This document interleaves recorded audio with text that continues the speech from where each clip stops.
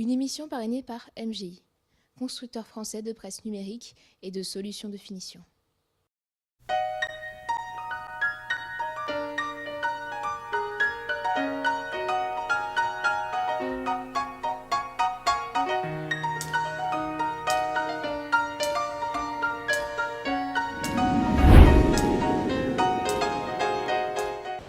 Bonjour et bienvenue à tous dans cette nouvelle émission des interviews de l'industrie en direct du Salon de l'emballage.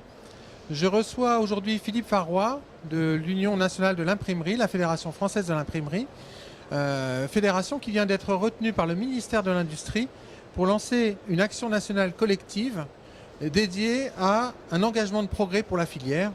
Philippe Farroy, bonjour. Bonjour. Alors Philippe, cette action collective qui est soutenue par le ministère de l'Industrie, quel est son objectif ? Eh bien écoutez, vous le savez, la médiation interentreprise fin 2010 avait lancé une charte de la médiation.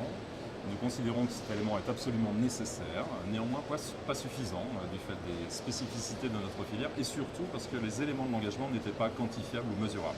Donc ça veut dire qu'au niveau de la médiation interentreprise, les donneurs d'ordre, les acheteurs au quotidien ne suivent pas les consignes données par leur direction générale. Alors vous savez que c'est un petit peu compliqué, donc effectivement nous avons les engagements au niveau des présidents, d'accord, bien souvent, mais au quotidien de l'opérationnel, au fin fond du bureau ou du département X ou Y, de temps en temps la bonne parole n'est pas passée, voire pas appliquée. Donc ça veut dire qu'au quotidien, les donneurs d'ordre mettent une pression peut-être insoutenable aux industriels de l'imprimerie et de l'emballage qui font qu'au niveau de la filière souffre avec peut-être une destruction d'emplois. Absolument, et au-delà de la pression, ce qui est le plus répréhensible, guillemets, ce sont les mauvaises pratiques. Donc on va essayer d'identifier les mauvaises pratiques de façon à définir ce que devraient être absolument les bonnes.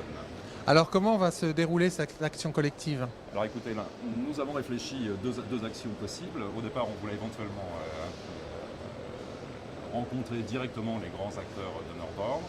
Et en fait, il nous a semblé plus efficace d'aller voir l'ensemble des organisations, fédérations, associations, quant au fait de les convaincre de s'associer à la DGCIS d'une part et à l'UNIC dans cette petite croisade, quant au fait de pouvoir toucher le plus rapidement possible le plus grand nombre de donneurs d'ordre. Et tout ça, bien évidemment, en association avec la médiation interentreprise.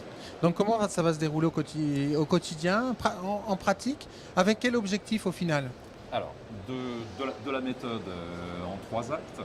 Dans un premier temps, nous faisons une recherche documentaire sur tout type d'engagement qui ont pu être pris par l'ensemble des organisations, collectivement et ou individuellement. Nous en faisons donc une analyse synthèse, quant au fait de définir les grands axes d'engagement.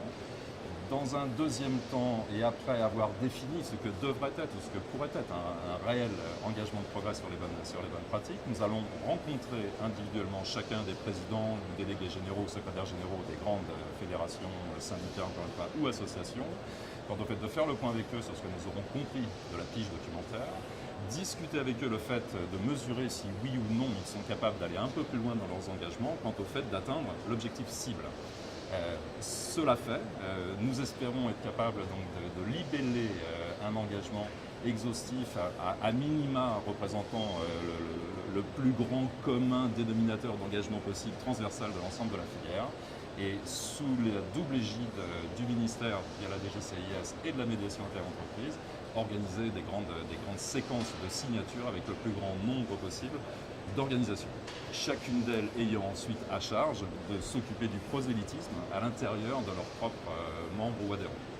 Quel est l'accueil réservé à cette démarche au niveau des grands groupes industriels et de produits de consommation ?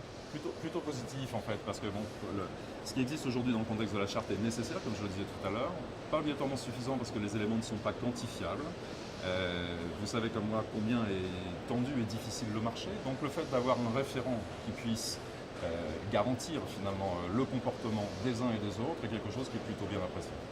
Donc demain, on peut espérer et souhaiter une relation commerciale équilibrée entre les prestataires des industries graphiques et de l'emballage et les grands donneurs d'ordre. L'utopie est vecteur de progrès, je crois, donc effectivement, c'est ce que nous cherchons, enfin, c'est notre objectif.